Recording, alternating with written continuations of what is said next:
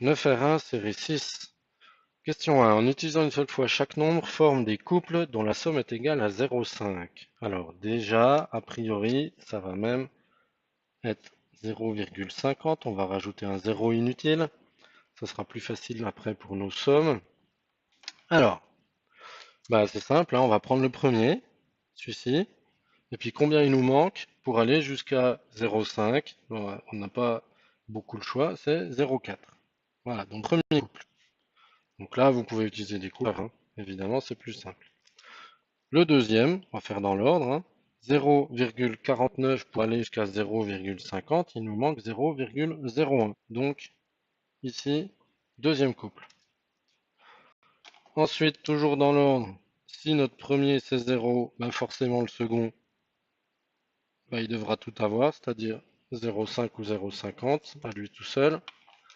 Et le dernier couple, 0,05. Alors on fait attention, c'est pas parce qu'on n'a plus le choix qu'on va quand même pas vérifier, parce que si on a fait une erreur précédemment, forcément les deux qui vont rester ne seront pas les bons non plus. Donc 0,05 pour aller à 0,50, il nous manque 45 centièmes, donc 0,45. Et là c'est juste. Question 2. Parmi les nombres suivants, lesquels sont divisibles par 5? Alors le critère de divisibilité par 5, c'est que le dernier chiffre doit être égal soit à 0, soit à 5. Donc celui-ci se termine par 4, on oublie. Celui-ci se termine par 2, on oublie aussi. Et donc les trois restants sont divisibles par 5, c'est-à-dire 150 725, 98 875 et 6140. Tous les trois sont divisibles par 5. Question 3. 129 plus 37. Alors on peut faire deux têtes ou poser l'opération, hein, on peut la poser comme ça. Bon, deux têtes, en fait, on va faire les mêmes étapes, hein, on va faire 9 et 7, 16, je retiens 1, 3 et 2, 5, et 1, 6, et puis le 1, 166.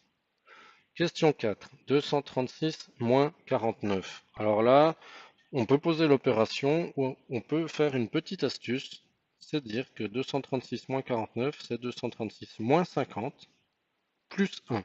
C'est-à-dire on enlève 50, mais comme on voulait enlever que 49, on rajoute 1.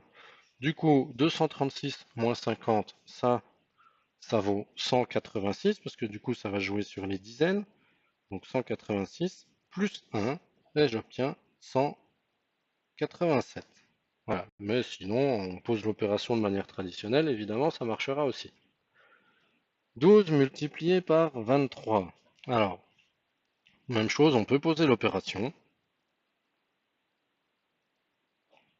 manière classique. Ou alors, on peut aussi se dire, si je dois compter 12 fois 23, je n'ai qu'à compter 23 10 fois, ça fait 230, plus 2 fois 23 supplémentaires, c'est-à-dire on va rajouter en fait 46, ce qui va nous mener à 276. Voilà.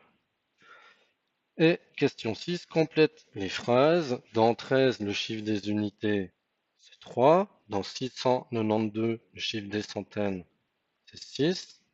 Dans 8126,347, le chiffre des centièmes, donc à pas confondre avec centaines, le chiffre des centièmes, il est là, c'est 4. Dans 1394, le chiffre des dizaines, c'est 9. Et dans 712,356, le chiffre des dixièmes, il est là, c'est 3.